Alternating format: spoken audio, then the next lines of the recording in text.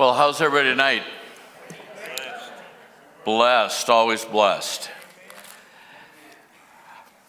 This feels a little loud to me, so, and I tend to go up from here. So, hey, it's good to see you all. Glad you're here tonight. Just want to remind you that Glow in the Dark is on its way. So if you've not signed up yet and you want to be a part of that, we'd love for you to be part of that. If the question came up today, well, I want to do Glow in the Dark, but I've never been to one and I'm new.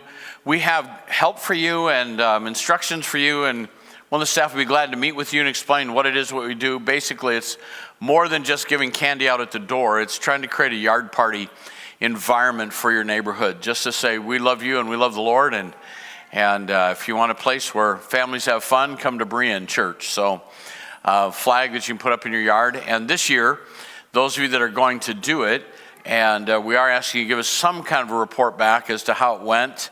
We're going to give $100 cash to, or check, money, $100 money to help you with the extra expenses that come with doing it after that fashion. So if you have any questions, please let us know. We'd love to have you be part of that.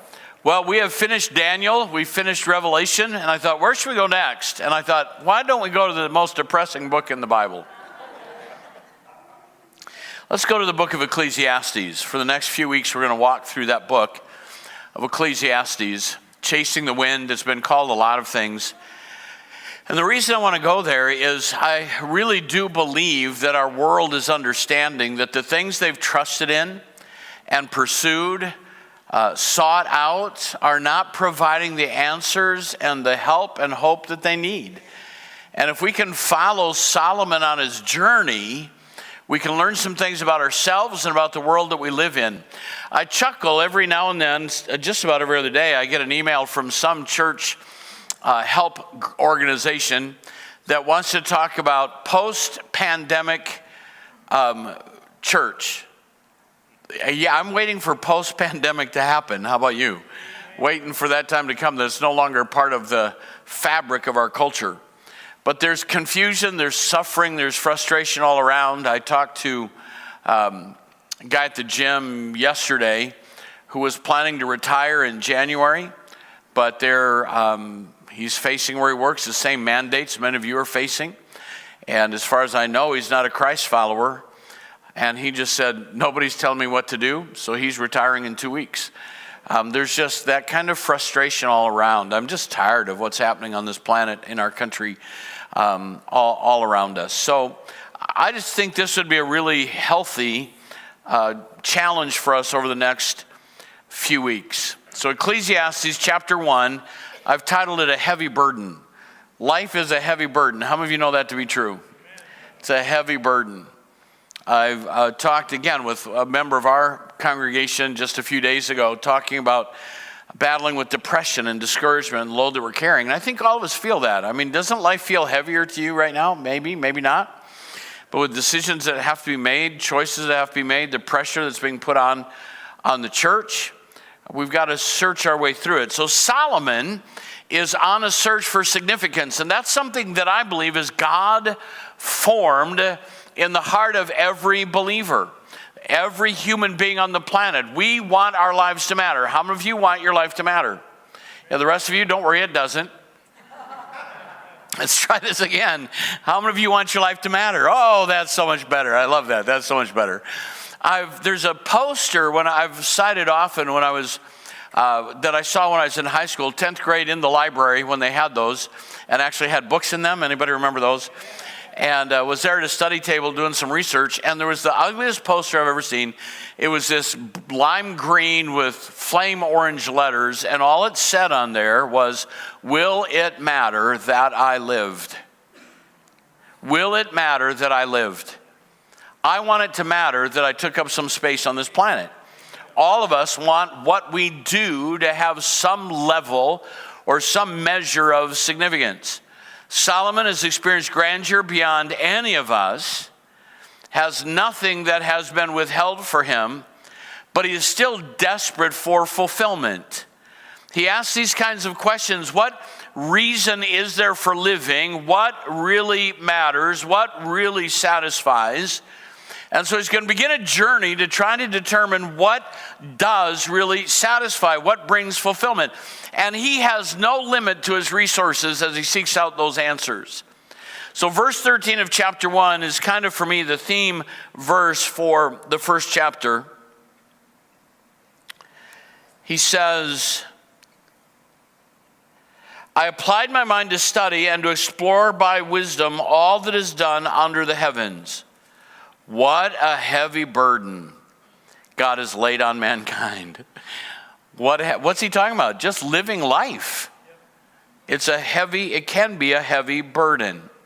Now let's go to the first verse of the chapter, and I've always thought it interesting how Solomon chooses to identify himself. He could identify himself as the wisest man on the planet that's ever lived. He could identify himself as a king. He could identify himself in a number of ways. But he identifies himself in modern translations as the words of the teacher, son of David, king in Jerusalem. The words of the teacher. Yours might say the sayings of the preacher. But that word teacher really means exactly what you would think it means. It means a convener of an assembly for a purpose. What he's saying is, I'm not just on this journey alone. I'm on this journey for your benefit as well. So he's calling the classroom together, all of Jerusalem, all that are under his royalty, and saying, I want to present a case for you. I want you to understand the journey that I've been on. It also means a debater, but in the sense of trying to prove a point. So for a teacher to be a teacher has to have a class. So what is he really saying here? Here's what I think he's saying. He wants to find a pathway that will enable him to leave a legacy that matters. I want to leave something behind me that matters. We're all temporary. We're all terminal. We're all going to die. What are we going to leave behind? So let's take the first 11 verses, and this is where we start. It's so exciting. Life has no meaning, no real meaning. Life has no real meaning. I can hear it now, Pastor. I didn't come here to reinforce what I already feel. The King James says, vanity, vanity, all is vanity. And the word means a breath, an emptiness, or a vapor. And what's really interesting is the word for vanity or meaningless. The Hebrew word is Abel. Have you heard that word before? Abel. It was a son of Adam whose life was cut short by his murderous brother Cain. It's that concept that's carried in this word, a life, a breath, life too soon ended. We all have moments that we don't ever get away from, and you've heard me talk about the passing of our firstborn, and I'm not going back there for sympathy, just there was a moment where I'm walking from the car into the church for the funeral, and a relative of ours walks up alongside me. And he looks at me and he says, what a waste. What a waste. And in the name of Jesus, I wanted to lay hands on him. This is not a waste. But that's the mindset of the world. When they look at things they don't understand, the pains, the suffering that comes, it's all vanity, it's emptiness, it's a breath. And James tells us that in chapter 4, reinforcing that. What is your life? You are a mist that appears for a little while and then vanishes away. And he wants us to recognize that. In Psalms, we're told, the psalmist cries out, teach me to number my days. Teach us to number our days. Why? So we can apply our hearts to wisdom, to know that there's an end to the journey. Yes, it is a vapor. It's a brief period of time and then it's gone. What are we going to do with that? And so he's asking, what do you really gain from all your effort? I was talking to someone recently about faith issues, someone that's struggling with their faith. And I said, look, you have no clue. I didn't get here easy. I had to fight to get here. I had to fight to get to the place of faith. I'm not talking about being a pastor. I'm talking about being in the place of faith. I had to fight to get here. I've paid a price to be here. I've fought battles for what I believe. It's not been an easy journey. And I'm not here because it was convenient or because it's all blessings and glory and honor. It's been a battle because I believe this matters. But all of us, be honest, would you? We're in church. Let's be honest. Have you ever wondered, does anything I'm doing really matter? How many parents? Oh man, you get one battle won and it's a new one tomorrow, and it just goes on and on. So what he gives us are 3 examples of futility. So let's look at verse 4. He says in verse 4, generations come and generations go, but the earth remains forever. It's kind of morbid. It's kind of depressing. But think about it, it's true. One generation comes, another generation goes, and the earth is the only thing that's continuing on beyond that. I had a member of our church, first church I pastored, was a farmer. He was a pig farmer from, he did farrow to finish. It was a small operation. And he described his employees this way. He said, on my farm, there's always one coming, one going, and one staying. The problem with the farm, it was the guy doing the hiring. It was working for him. I wouldn't have worked for him either. But that, as it may be, isn't that kind of how life is? I mean, we don't know from one day to the other. Someone said, we should not be surprised that people die in the land of the living. We ought to be surprised that people live in the land of the dying. It's what happens, and he recognizes that. Whoever talks about your deceased great-grandparents, now maybe you do, but I hardly ever even talk about my grandparents. Didn't know my grandparents on my dad's side hardly at all. My grandmother passed away before I have one memory of her. At a dinner at their house, and the memories I have of my dad's father are not good ones. He was sick all the time, and I'm a little kid. He's got one eye sewn halfway shut because it won't close. And you go into the room he's staying in, and there are pill bottles everywhere. I mean, I thought he was a Frankenstein, not a grandpa. Never sat on his lap, never talked to him, and we'd go see him in the nursing home, and I was just glad when that was over. My grandparents on the other side, we spent more time with, and I was able to lead my grandpa to the Lord and pray with both of them and do their funerals. But even then, how many generations back do you just not even know? Most of us don't know much about our heritage when it goes back more than 3 or 4 generations. It mattered when they lived. But doesn't matter today. Doesn't affect my life at all. You hearing what I'm saying? It just goes. It really came home hard to me when Alan Yulstead passed away. Now, Alan Yulstead was the superintendent, state overseer of Iowa when I was licensed and ordained and went into ministry. He's really the leader that brought the camp, Sunstream, into existence. Someone else had kind of helped the previous superintendent, but he was able to lead through that, and he's why we have our campground. Planted churches, invested. I served under 4 superintendents, and he was the first one, and looking back, was probably the best leader that I served under. And I remember when I heard that he passed, he wasn't that old. The older I get, that old gets older.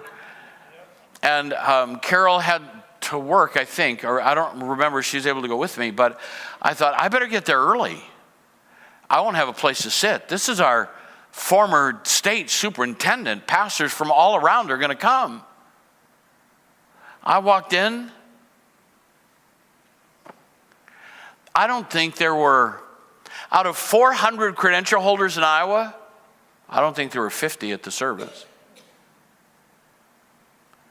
And then I talked to younger ministers in Iowa. They'd never heard of him.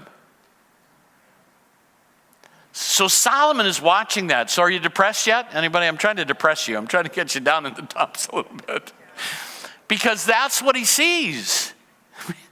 I'm just telling you, my grandkids, I love them dearly, but there's going to be another generation following them that aren't going to know who I am except for the stories that somebody tells, and I'd like to be able to control those.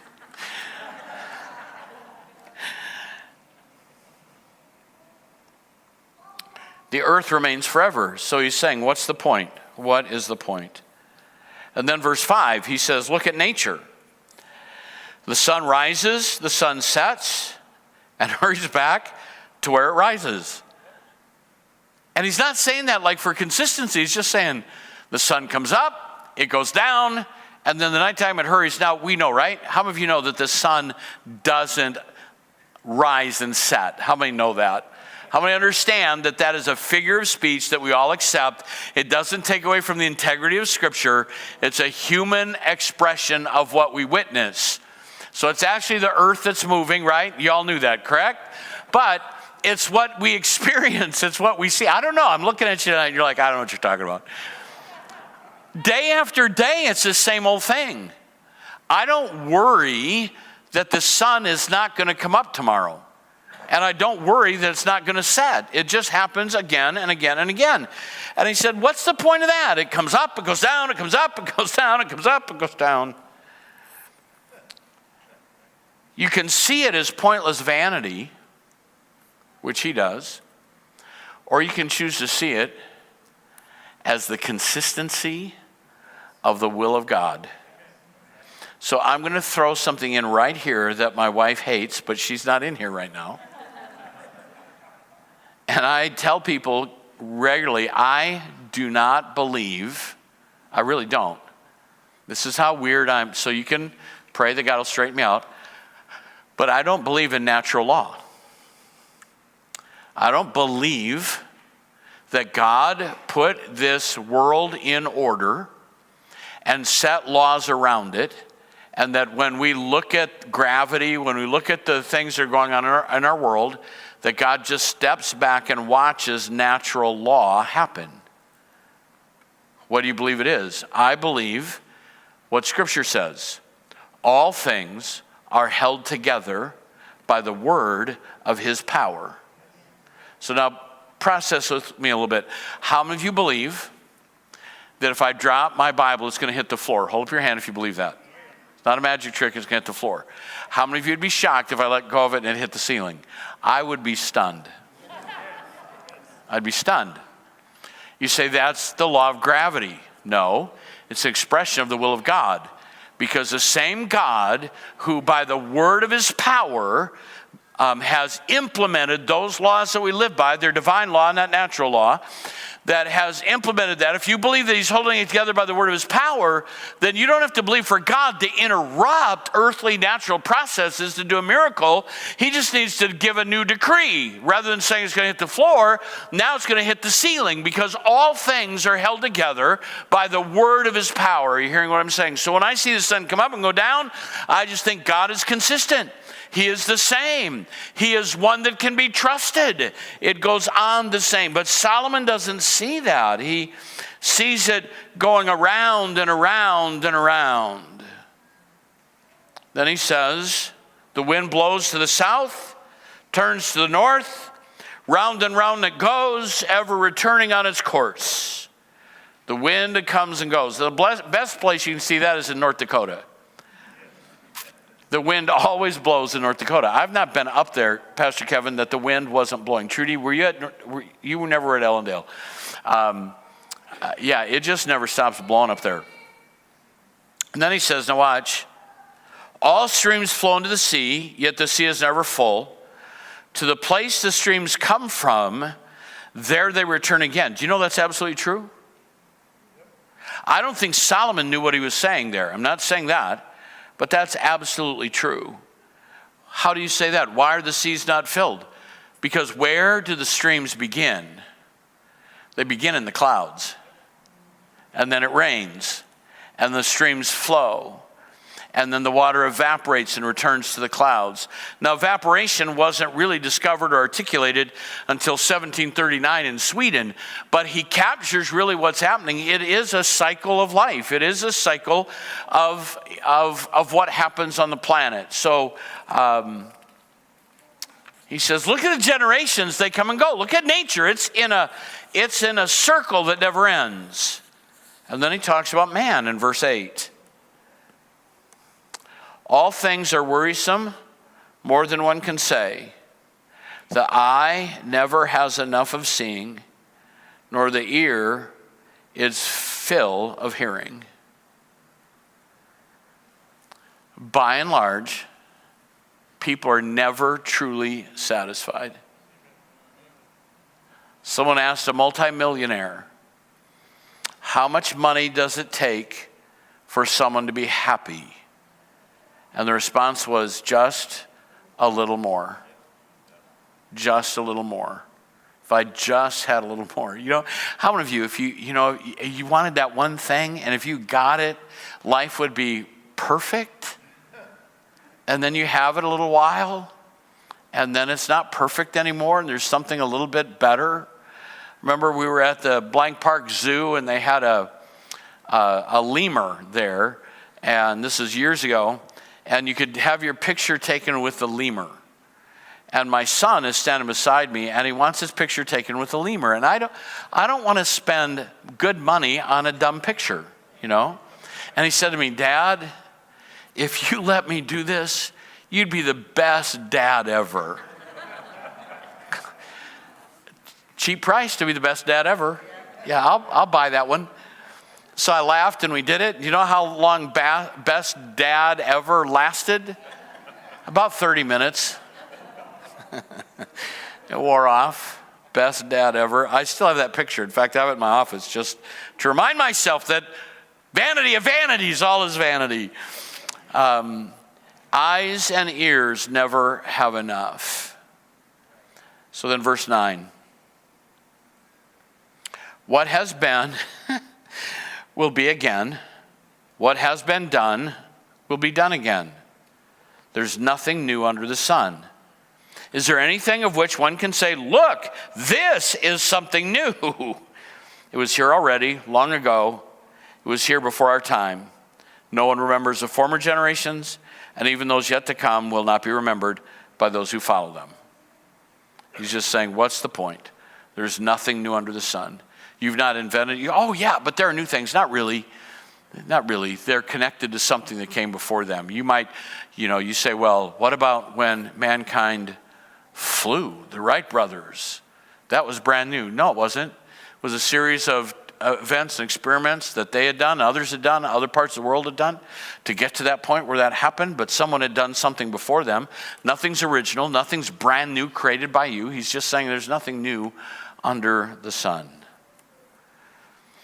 So, verses 12 to 15, we are headed somewhere, believe me.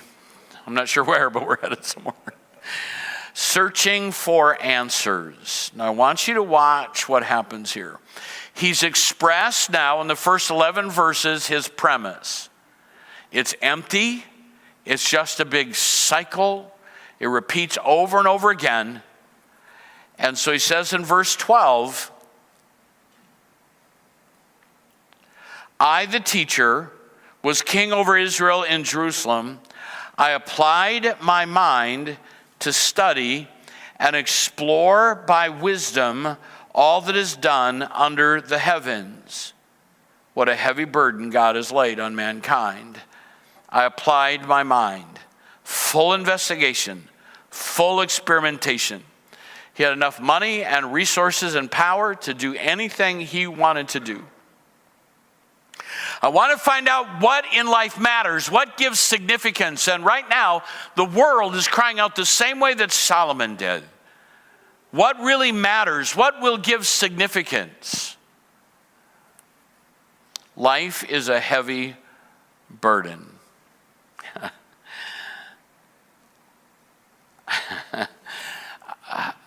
So I'm at the gym most mornings, and rarely, I don't think ever, anyone's ever come up to me, Pastor Larry, and said, I want to tell you something really good that's happened in my life. Everybody wants to vent their frustrations. They want somebody to listen to their pain.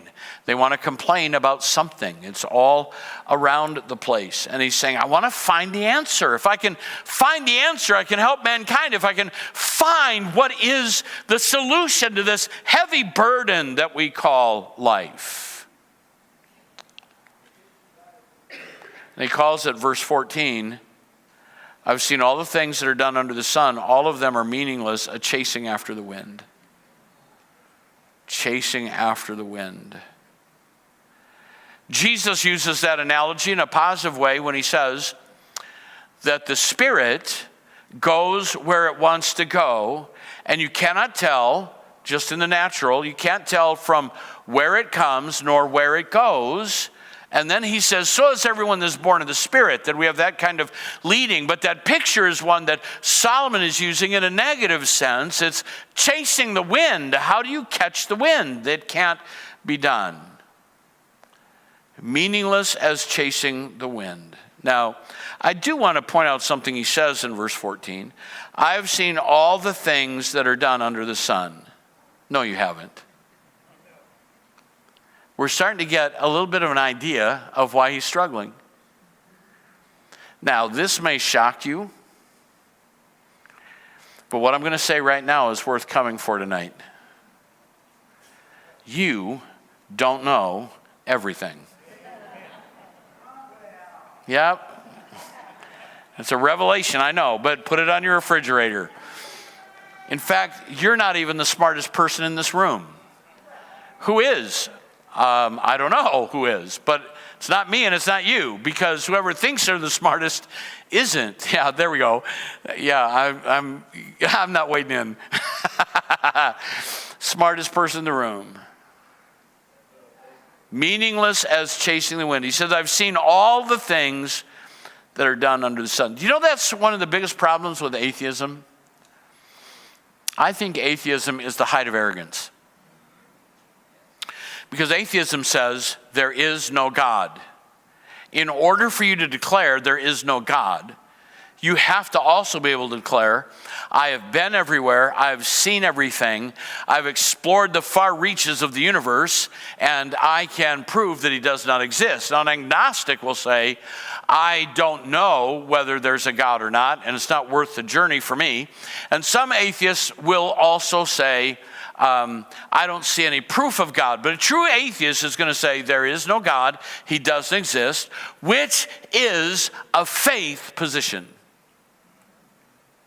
Isn't that hilarious?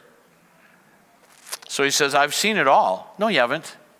No, you haven't. There are things you haven't seen. So what that develops when he applies, when he applies his mind, full investigation, full experimentation, I'm going to find an answer to this heavy burden called life, and it's like chasing the wind. He says in verse 15, what is crooked cannot be straightened, and what is lacking cannot be counted. It develops a fatalistic worldview. A fatalistic worldview. That's where our world is living, and it's these last three verses that pull it all together. It's a fatalistic worldview. When you apply your mind and your resources and your processes to trying to evaluate the world that you live in and make sense of it, whatever it is, it will lead you to a place of no hope. Because you're trying to evaluate a world that you live in, and you're smaller than this world that you live in, and the smaller can never articulate and understand the greater. It's always the greater that interprets the smaller, and you're small. You are small. If you don't believe that, I watched a video about how big the galaxy is and how big the universe is. And just take a picture of a rocket leaving the Earth and watch as you see the Earth become just a pinpoint in the sky, and you're a pimple on that pinpoint. You're just one spot there. We're really small. And you think in your finiteness that you can figure all this out? The miracle will happen. The victory will come when you say, God, it's all bigger than I am. I don't know the answer to this, and I've got to look to you. But when you say, I've seen it all, you're in a place where there's no way for you to have hope. So verses 16 to 18 is he talks about communing with his heart. All right, so this is, I built all up to this point that will help you see where this world is and why we need to have a better answer than they have. Verse 16, I said to myself, look, I've increased in wisdom more than anyone who has ruled over Jerusalem before me. I've experienced much wisdom and knowledge. He builds on an egocentric foundation. It's all about Solomon. You know what the key to happiness for most people is? To discover it isn't all about you. It's really not. There are other things involved here. It's really not all about you. I have more wisdom than anyone before me who has been king. It's really hard to find answers to the problems of life when you're smarter than everyone else. We call that being 16. You're smarter than everyone else. Have you tried to teach as a dad or a mom, a 16-year-old kid in your house? No, they have all the answers. And one of the days, 15, let's go to 15, 16. Yeah, present company accepted. We'll exclude present company. I just threw that number out there. But it's amazing how smart I was when my son was 5. And how embarrassing I became when he was 12. And how ignorant I became when he was 15. How many get what I'm saying? And then all of a sudden you get a little older and it's like, well, maybe dad does know something. My son, who's now doing Conservation Corps, walked in. I don't know. Things just, I just don't get it sometimes. We're working on a project and I said, do you want to use my table saw? And he said, you have a table saw? And I said, did you ever live in this house? Do you know how many projects I asked you to help me on, but you were too busy and you didn't want to learn and you had things you had to do and I didn't have anything to teach you? You don't even know the tools I have in my garage, things that I could show you. Now we're being able to do some things together, but it's hard to teach somebody that already knows the answer. When you're smarter than the physician, when you're smarter than the counselor, when you're smarter than the people that are investing in you, it's hard to get the answers. So life isn't all about what you think. And just because you think it doesn't make it true. Now listen to me. What you think is real, but it's not necessarily true. How you feel is real, but it's not necessarily right. Are you following what I'm saying? Well, it's what I think. I can't tell you how many arguments I've heard where someone would come into my office or maybe somewhere, well, what I think, I frankly don't care what you think. I don't care what I think half the time. I want to know what God thinks. Can we head there? Can we try to find that out? Can that be our authority rather than your emotion and your thought life? I know you're brilliant. I know you're really, really brilliant. And God has a way. Have you ever had God pop your bubble? Let the air out of your head? Pastoring, don't worry about any pastor being arrogant because there are people that help with that process. But I was in a master's class and we all had to make a presentation. We had overnight to do it. And because I was older and had been in ministry, I had resources. And so I did this study on the book of Galatians, the tension between law and grace. And I presented that. And the professor said, when I got done, he said, that was brilliant. So I called my wife. I said, you know what he said today? He said, that was brilliant. And she said, he probably says that to all his students. You see, he can think I'm brilliant, but she lives with me. You know? So the point being, when you think that you're smarter than everybody, you have all the answers, it's an egocentric foundation. And when your foundation is built on you and your ego, there's no way to get an answer. Then second, verse 17. Then I applied myself to understanding of wisdom and also of madness and folly. But I learned that too is chasing after the wind. So he begins on an egocentric foundation. And because of that, he makes a man-centric evaluation. Now, let me clarify what I mean by that. Egocentric is you. You're the center. Your ego is the center of your foundation. And then a man-centric evaluation is from there, you evaluate everything from the perspective of humanity or mankind. And that's so short-sighted, that's so narrow, that misses so much. He's seeking to understand wisdom, madness, and folly. And he applies himself so that he can understand. There's no mention of God or his kingdom. That's why in Isaiah, God says, come now, let us reason together, says the Lord. Though your sins be as scarlet, they shall be white as snow. Though they be red like crimson, they'll be white as wool. He's saying we have to reason together. That's why in Revelation chapter 3, behold, I stand at the door and knock. If any man open the door, I will come in with him and sup with him and he with me. What is that about? It's you've got to reason together with God. He's the one that will help your thinking process. He's the one that will give you a broader perspective. There's no mention of God or his kingdom. Who put Solomon in place? God did.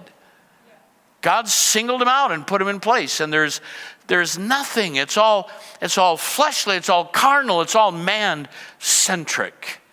So when you have an egocentric foundation and a man-centric evaluation, you're going to end up the only place you can with a sorrowful conclusion. For with much wisdom comes much sorrow.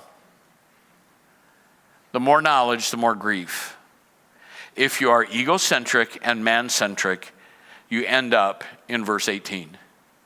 Because to fear the Lord is the beginning of wisdom. And when you know the Lord, in his presence, there is fullness of joy, and his right hand are pleasures forevermore.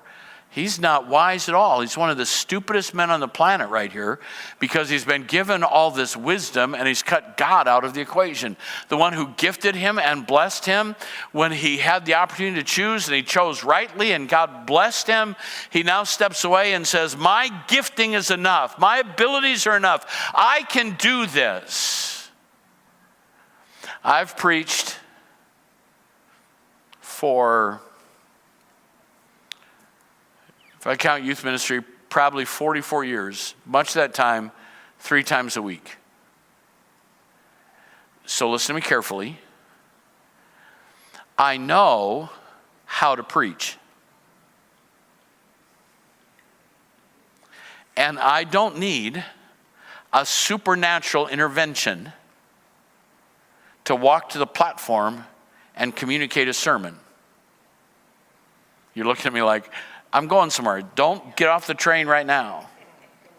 But the day that I think that, standing at the back on my way to the pulpit, is the day I need to quit and get on my face before God. Because this is not a man-centric endeavor. It's a prophetic expression. And without the presence of God, there isn't anything that we can do that's going to matter for the kingdom.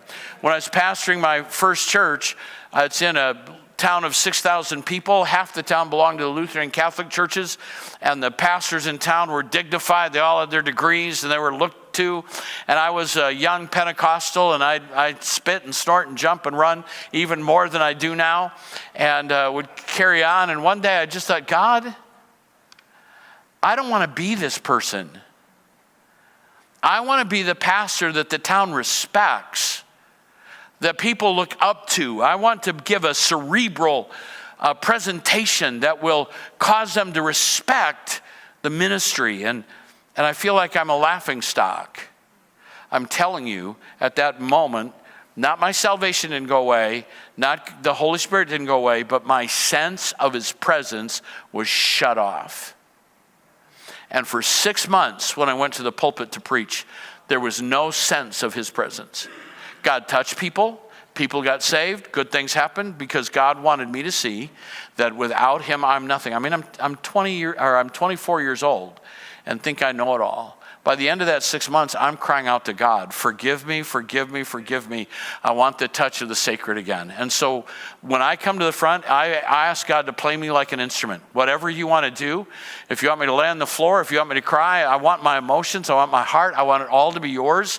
And when I stand at the back, I know full well that nothing I've prepared is going to make any difference up here without the manifest presence of God. And for that to happen, I have to get out of the way and be a mouthpiece for God, not a showpiece. That's what's got to happen. So when you have an egocentric foundation and a man-centric evaluation, you're going to come to the same conclusion that Solomon came to. Life isn't working for Solomon. Life isn't working for your neighbors. Life isn't working for our country. And so what do we need to say to them? We need to help them get their eyes off the mundane and the carnal and turn their eyes toward the spiritual and the heavenly, and let us reason together with God. That's the voice that we need to proclaim. So I'm saying to you tonight, look at your evaluation. When you feel like life is worthless, what foundation are you standing on? What evaluating tools are you using? Because if you stand on a Bible-centric foundation with Spirit-centric evaluation, you'll come to a celebratory conclusion. Because that's who our God is. Stacy, if you'd come. There has to be more to life than madness and folly. I thought about playing a song tonight. Some of you, this will show my age a little bit, but do any of you remember Send in the Clowns? I think that captures chapter 1. There's got to be more. Send in the clowns. There's got to be more. Well, my prayer is, God, send your Spirit. Send your presence. Let it saturate this place. Give us ears to hear what the Spirit says.